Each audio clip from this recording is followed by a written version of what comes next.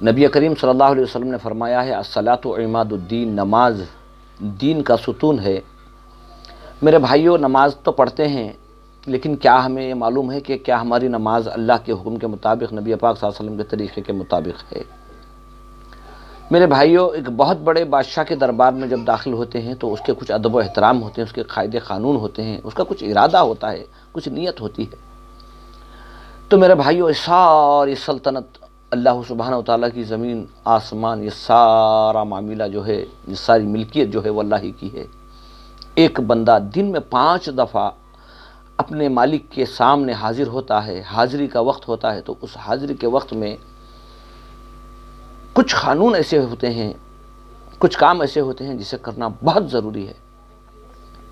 اب بہت سارے لوگ نماز پڑھنے نہیں آتی، اس وجہ سے اللہ کا گھر چھوڑ دیتے ہیں۔ نہیں میرے بھائیوں، سیکھتے رہنا اور پڑھتے رہنا، کسی قیمت پر بھی نماز معاف نہیں ہے۔ اور نماز ایک ہے اللہ کا حق، بندے اور اللہ کے درمیان جو بہت بڑی چیز جو ہے وہ ہے نماز، کیونکہ نماز میں ساری خوبیاں موجود ہیں۔ تو میرے بھائیوں، آج آپ کے سامنے میں 2 رکعت نماز کا مختصر طریقہ دکھانے کی کوشش کروں گا۔ اللہ تعالیٰ مجھے بھی توفیق عطا فرمائے۔ دیکھو میرے بھائیوں، سب سے پہلے ہم مسجد کی طرف جاتے ہیں، اور جب مسجد کے قریب پہنچتے ہیں، مسجد کے پاس جاتے ہیں اور مسجد میں داخل ہونے کی کوشش کرتے ہیں، تو کہتے ہیں کہ السلام علیکم، کیونکہ وہاں اللہ کا گھر ہے، اللہ کا دربار ہے، اور وہاں اللہ کے فرشتے موجود ہوتے ہیں، تو ہم انہیں سلام کرتے ہیں، تو وہ ہمیں سلام کا جواب دیتے ہیں۔ اور اگر ہم پر گناہ ہیں یا ہم پر گناہوں کے بوجھ ہیں تو وہ بوجھ کو اتار لیتے ہیں اور ہمیں پاک کر کے اندر داخل کرتے ہیں۔ تو ہم میرے بھائیوں، جاتے ہوئے اللہ کی گھر کی طرف ذرا دل میں ہمارے خوف ہو، اللہ کی چاہت ہو۔ بہرحال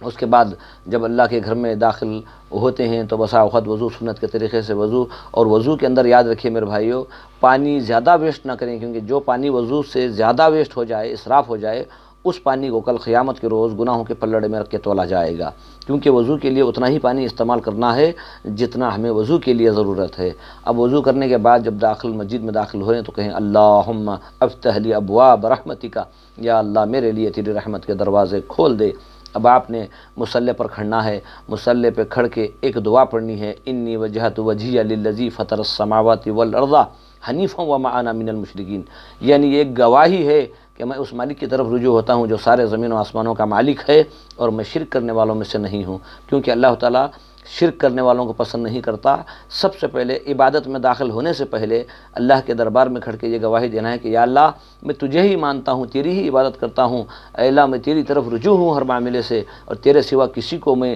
تیری ذات و صفات کے اندر شریک نہیں کرتا۔ اس بات کی گواہی دینے کے بعد تحت المسجد یا تحت الوضو کے ارادے سے، نیت سے ہم نے 2 رکعت کی نیت باندھی ہے، تو سب سے پہلے اللہ اکبر کہیں گے، اللہ اکبر کہہ کے ہم ہاتھ باندھ لیں گے۔ اس کے بعد ہم پڑھیں گے سبحانک اللہم و بحمدک و تبارک اسمک و تعالی جدک و لا الہ غیرک۔ اس کے بعد اعوذ باللہ من الشیطان الرجیم بسم اللہ الرحمن الرحیم پڑھنا سنت ہے، کیونکہ جب بندہ اللہ کے قریب ہوتا ہے تو وہاں شیطان ہمارے دل کے اندر، ہمارے دماغ کے اندر، ہمارے ذہن کے اندر خلل پیدا کرنے کی کوشش کرتا ہے۔ تو جب ہم نماز کے اندر داخل ہونے لگیں تو ہمیں وہاں بھی اللہ کی طاقت کے ذریعے سے پناہ مانگنا ہے کہ اے اللہ ہم پناہ مانگتے ہیں شیطان مردود سے، اور شروع کرتے ہیں تیرے نام سے جو تو بڑا مہربان نہایت رحم و کرم والا ہے۔ میرے بھائیو، اس کے بعد حسب معمول ہم سورہ فاتحہ پڑھیں گے۔ سورہ فاتحہ کے بعد کوئی بھی دعا جو تمہیں سورت آتی ہو، چھوٹی ہو یا بڑی ہو، وہ سورت کو پڑھیں۔ اس کے بعد رکوع کریں، اور رکوع میں چوری نہ کریں، رکوع سیدھا کریں، اپنے پاؤں کو سیدھا رکھیں اور اپنے دونوں ہتھیلیوں سے گھٹنوں کو پکڑیں تو رکوع سیدھا ہو جائے گا۔ اور رکوع کی جو تسبیحات ہے وہ ہے سبحان ربی العظیم، سبحان ربی العظیم 3 مرتبہ بھی کہہ سکتے ہیں، 5 مرتبہ بھی کہہ سکتے ہیں، 7 مرتبہ بھی کہہ سکتے ہیں۔ اس کے بعد کہیں گے سمیع اللہ لمن حمدہ، اس کے بعد ربنا ولک الحمد کہیں گے۔ اس کے بعد سیدھا کھڑے ہونے گئے، سمیع اللہ لمن حمدہ میں سیدھے کھڑے ہونا ہے۔ ایسا نہیں ہے کہ ابھی کھڑے ہوئے کہ نہیں ہوئے سجدے میں چلے جائیں، یہ سب چوری ہو جائے گی۔ لیکن اس کا حق ادا کرنے کے لیے سمیع اللہ لمن حمدہ میں ہم نے سیدھے کھڑے ہونا ہے۔ اس کے بعد آرام سے اللہ اکبر کہہ کے سجدے میں جانا ہے، اور سجدے کی تسبیحات یہ سبحان ربی العلیٰ، سبحان ربی العلیٰ 3 مرتبہ کہیں یا 5 مرتبہ کہیں یا 7 مرتبہ کہیں۔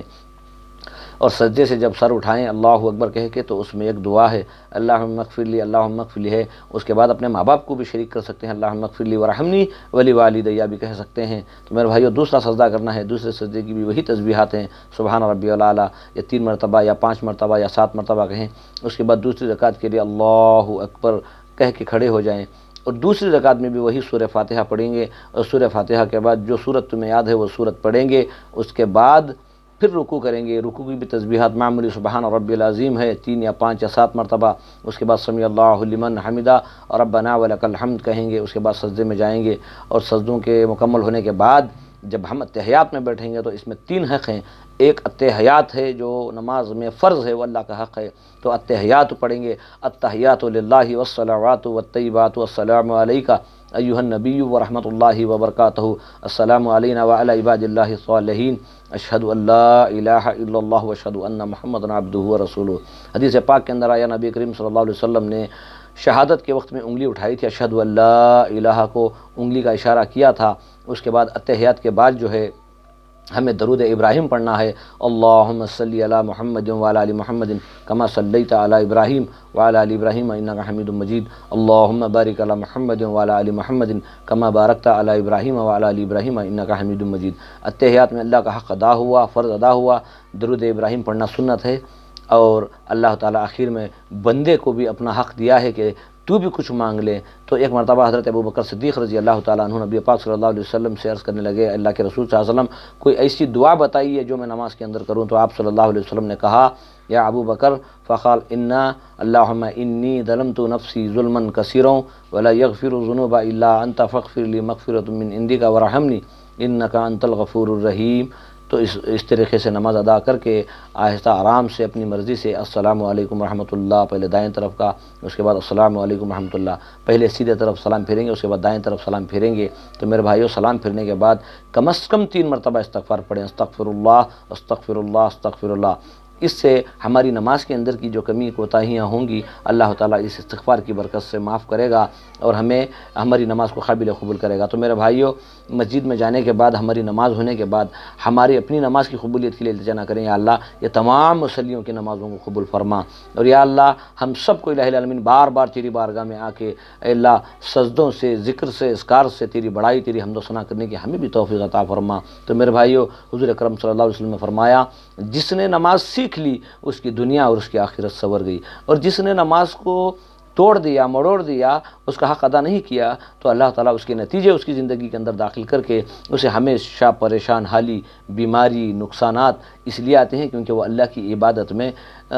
چوری کرتا ہے، کمی کرتا ہے، اور اس میں خیانت کرتا ہے۔ تو اس وجہ سے نماز کے ذریعے سے جو برکات، جو رحمتیں ہمارے اندر داخل ہونی چاہیے وہ اس لیے نہیں ہوتی کیونکہ ہم نے نماز کا حق صحیح طریقے سے نہیں ادا کیا۔ تو میرے بھائیوں